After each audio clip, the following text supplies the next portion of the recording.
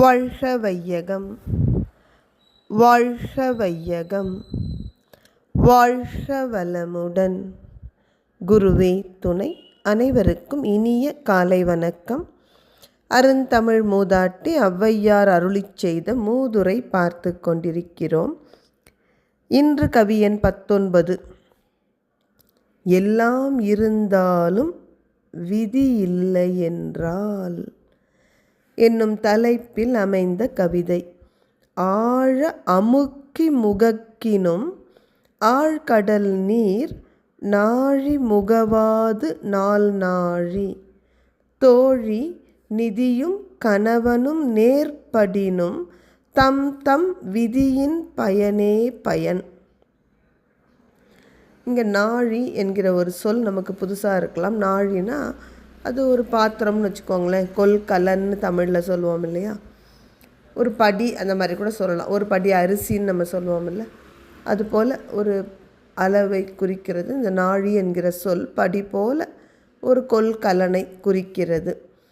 ஒரு பெரிய கடலில் போயிட்டு நீங்கள் இந்த படி மாதிரி ஒரு பாத்திரத்தை எடுத்துகிட்டு போய் எவ்வளவு தான் ஆழ ஆழ அமுக்கி தண்ணியை நிறைச்சி அந்த நாழியை வெளியே எடுத்தாலும், நீங்கள் எத்தனை ஆழத்தில் அதை உள்ளே அழுத்தியிருந்தாலும் அது 4 பங்கு தண்ணியோடு வெளியே வருமா?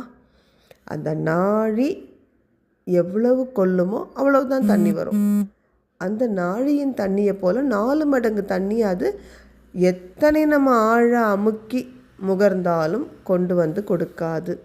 அதே போலத்தான் நல்ல கணவர் அமைந்து நல்ல செல்வச் செழிப்பாக இருந்தாலும் விதி அனுமதித்தால்தான் அவற்றையெல்லாம் அனுபவிக்க முடியும். இங்கே கணவர்னு சொல்கிறோம், மனைவியை நீங்கள் எடுத்துக்கலாம். நல்ல மனைவி அமைந்தாலும் மகிழ்ச்சியாக இல்லாதவங்க நிறைய பேர் இருக்காங்க. என்ன காரணம்? அவர்களுடைய பழைய வினைகள் அவர்களை மகிழ்ச்சியாக இருக்க அனுமதிக்கிறதில்லை. அதனால தான் அருட்தந்தை வேதாத்திரி மகரிஷி சொல்வார், பழைய வினையை மாற்ற முடியாதுப்பா, இன்னையிலேருந்து நீங்கள் செய்கிறது எல்லாம் நல்லதாகவே செய்துக்கிட்டு வந்தால் உங்கள் எதிர்காலம் நல்லாயிருக்கும். அதனால் நாம் தெரிஞ்சிக்க வேண்டியது, நாம் இன்றைக்கு துன்பப்படுகிறோம், ஏதோ ஒரு காரணத்தினால் நமக்கு மகிழ்ச்சி இல்லை, ஒரு சோதனை, ஒரு துக்கம், ஒரு சவால் இதெல்லாம் இருக்குன்னா அதற்கு காரணம் நம்ம செய்த பழைய செயல் சரியில்லை. ஆனால் இப்போ சரியில்லைன்னு தெரிஞ்ச பிறகும் பழைய செயலை மாற்ற முடியாது.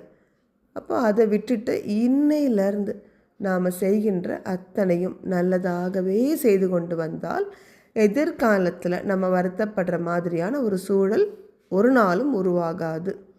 அனைவருக்கும் நன்றி. வாழ்க வளமுடன்.